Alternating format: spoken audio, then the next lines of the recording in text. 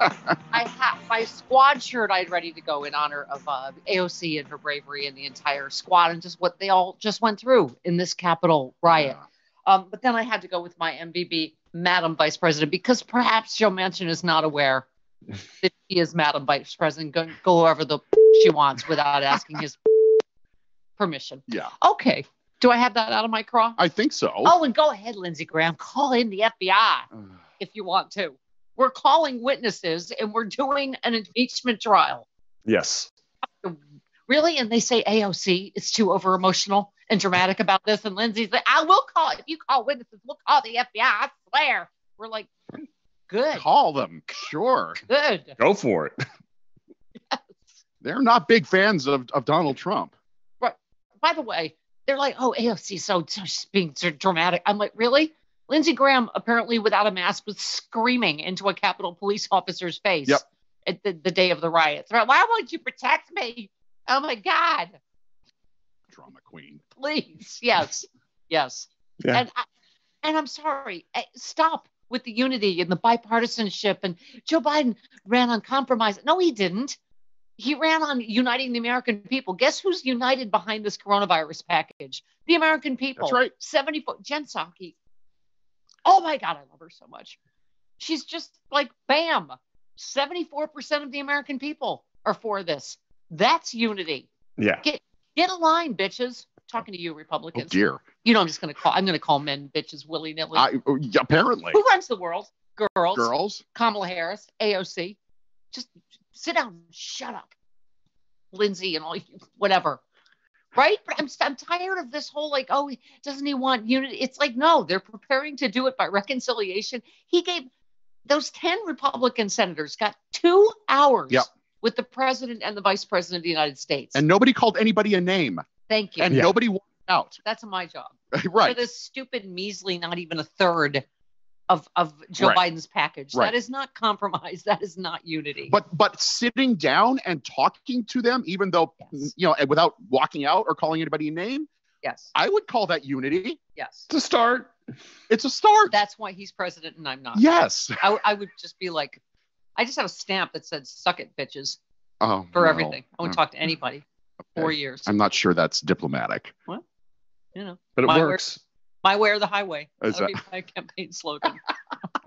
But aren't you tired of it? We have power. We've won the White House, the House, and the Senate.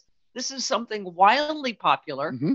And it's good. Make them vote against COVID relief. Like, it's just, we keep saying this. Maddow, as usual, did a brilliant job, but we talked about this yesterday. She probably got it from me. Sure. But we talked about this yesterday. How many times are we going to, right? Charlie Pierce wrote that today. Fool me once, whatever. Fool me 290 times. It's like they do this on everything. Yeah. On the stimulus, on the ACA.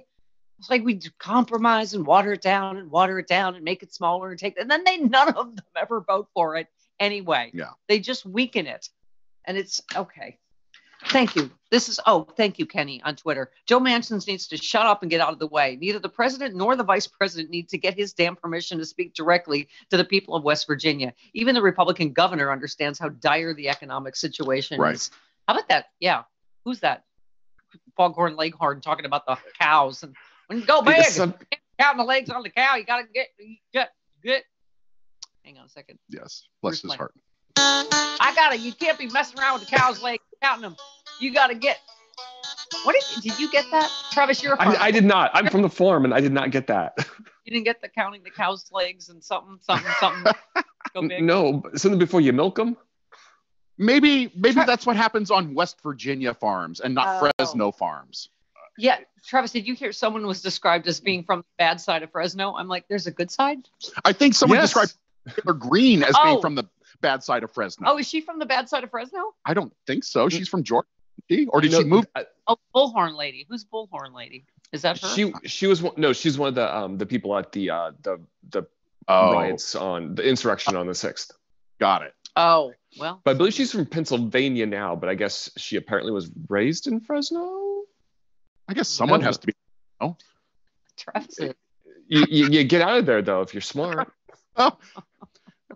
Well, parents there think roping their children is not child abuse, so whatever happens in Fresno. Okay. What was I talking about? Yes. Yes. No, it's insane. This is from MSNBC.com. Mm-hmm.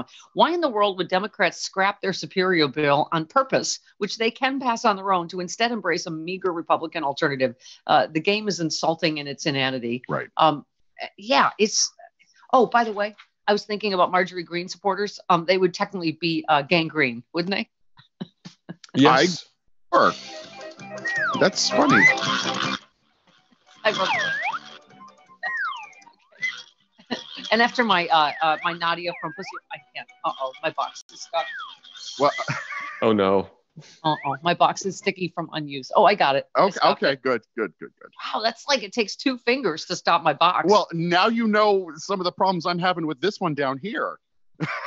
Like welcome to Box Talks with Steph and Chris. There's a big elbow. Yeah, give it a pile driver. I have a big cartoon mallet. Yeah. Bonk. Right. After my interview with Nadia from Pussy Riot, I was thinking that the GOP is essentially Sissy Riot. Don't you think? Because that's all they do is they whine. I like your other joke better. Can't get this to stop for this one. Oh, there it is. There. Gangrene. Yeah. Sissy Riot. Thank you. Okay. Anyway. Yeah, I just, I don't, okay. I understand we need Joe, really? But so Joe Manchin's not going to vote for the COVID relief bill that 74% of Americans are behind? I'm tired of this. There's a new game in town. She's the vice president of the United States. She does not need to ask you if she can go to West Virginia, right? And I like Joe Biden, one of, by everyone's account, one of the nicest humans in the world. Uncle Joe ain't playing. He ain't fooling around here. He will listen. He will be respectful. But Nancy and Chuck are already moving ahead with reconciliation. We don't have time to waste like we always do with them. Stimulus or with, ACA, while they just, okay. It's the same game every time, and they always make it worse, right? Yeah. I don't care if it makes Susan Collins disturbed or whatever. Concerned. People want their jobs back. They want some financial help till they get there, and they want a shot. Yes. And that's okay. Get our daughters the shots. Okay, just get. Okay. Oh, by the time you find that, and then I found it. Please, I don't see why she has to have this pain. It's time for her shot. You understand? Do something. All she has to do is hold on until 10, and it's past 10. She's in pain. My daughter's in pain. Give her the shot. You understand? We're going to give my daughter the shot.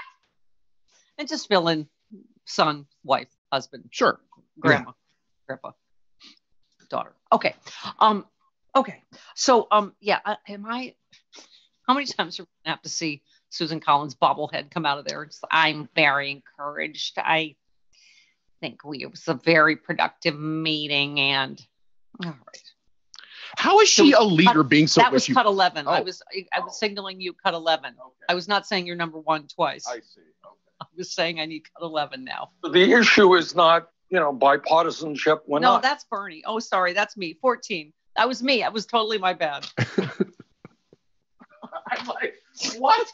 I know. I was confused too. Yeah. I'm like, what does this have to do with what you were talking about? This segment of the show is like that Oval Office meeting that they just described with Trump when they're trying to figure out how to overturn the election. Yeah. Oh, God. Okay, right. Here we go. I think it was an excellent meeting, and we're very appreciative that as his first official meeting in the Oval Office, the president chose to spend so much time with us in a frank and very useful discussion. All right, Esmeralda. Mm-hmm. Okay. All right, go ahead. Here we go. He explained in more depth areas that were not fleshed out as much in the package, the $1.9 trillion package. And it was a very good exchange of views. I wouldn't say that we came together on a package tonight. No one expected that in a 2-hour meeting. All right, Esmeralda. Time to just twinkle, twinkle, twinkle. Make you clear with your concerns.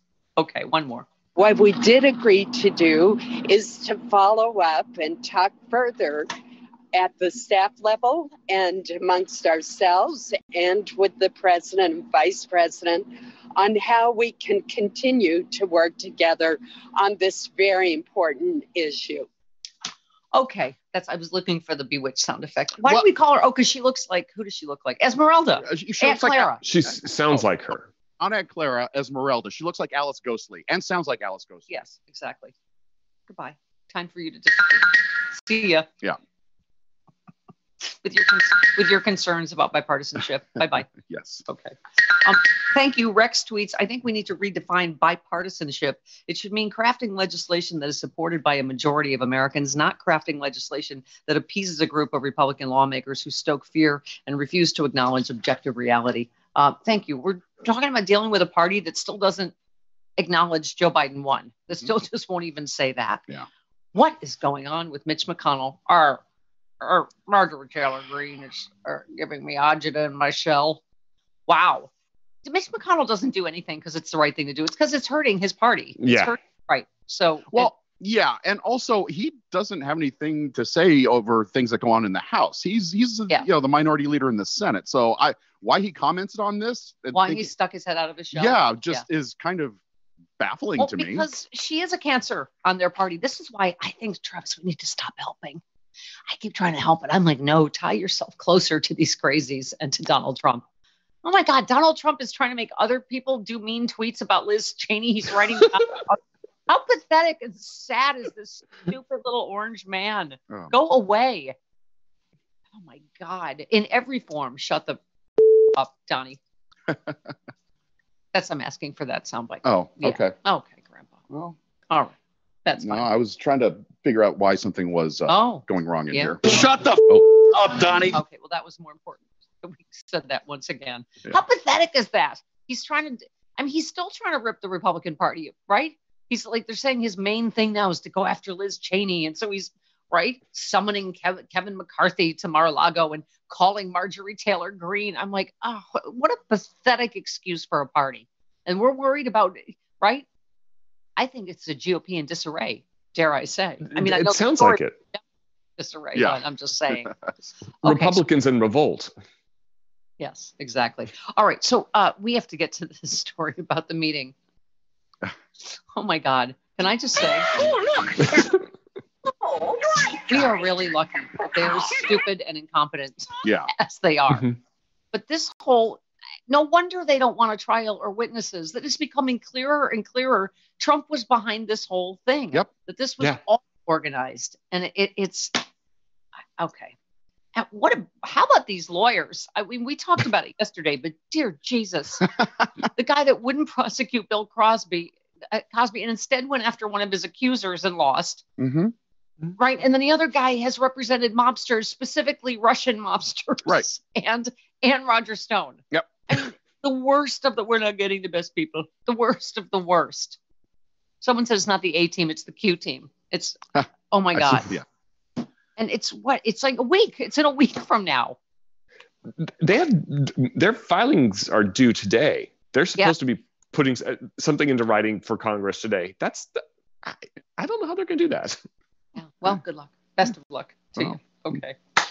Also, we're supposed to hear from the House managers today about the tack they're going to take. So that should be interesting. Okay, good. Yes. All right. So we have lots to get to. We have Jody Hamilton. We have Charlie Pearson. We have Jill Wine-Banks. Speaking of impeachment, how exciting is that? Yep. Yes. When I first met her in 2018 at Politicon, mm-hmm. and there's always some idiot that goes, "How come you weren't wearing masks? You weren't wearing masks." I'm like, because I said it was the first time I met her 3 years ago, so it wasn't. There's always going to be somebody. But thanks for your input. Okay. I hate people. I hate people, except all the people that said that my interview with Nadia from Pussy Riot was the best interview ever. And also people that said my Rosanna Arquette happy hour was the best happy hour ever. Yeah. Those people are good people. Even when I called Denver, I said, "Good morning, Denver." And they said, "That interview with Pussy Riot was great." Oh.